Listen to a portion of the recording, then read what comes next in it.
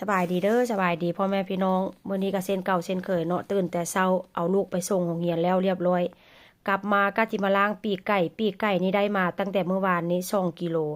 เพราะว่าตั้งใจว่าจะกินมื้อนี้ล่ะพี่น้องเพราะว่าอย่างทั้งอาทิตย์เนาะค่อยมีมื้อวันหยุดหั่นน่ะก็คือมื้อนี้มื้อเดียวตอนเย็นของวันศุกร์ว่าเส้นซะ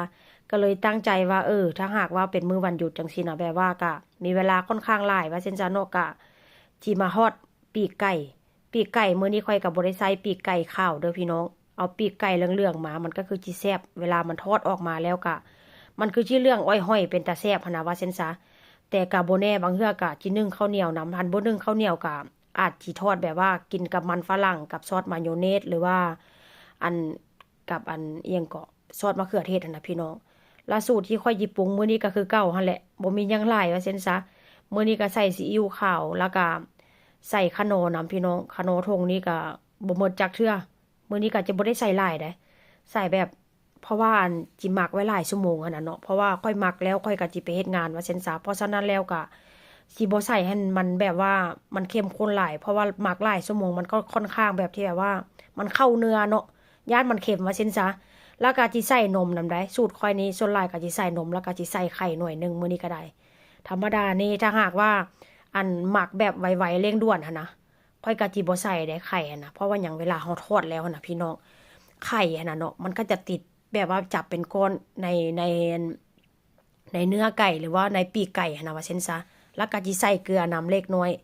อันแต่ว่าอันพริกไทยหั่นค่อยก็ลืมใส่ว่าเช่นซะเนาะพี่น้องแต่ว่าก็บ่เป็นหยังหลังจากค่อยจะเอาไปทอดค่อยจึงสิใส่ตามหลังมันค่อยหอม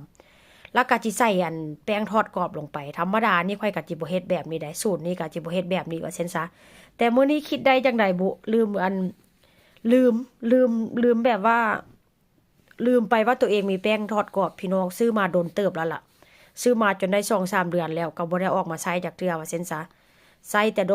นพุ่นล่ะตั้งแต่ปีที่แล้วแต่ว่ามันก็ยังบ่หมดอันหมดอายุมันยังบ่หมดอันมื้อที่แบบว่าเขาเจ้ากำหนดแต่ว่าก็บ่เป็นหยัง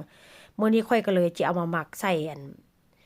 เอาหมักใส่ปีกไก่มันสิเป็นสภาพใดก็บ่ฮู้แต่ว่าแป้งนี่ก็กรอบเพราะว่าอัน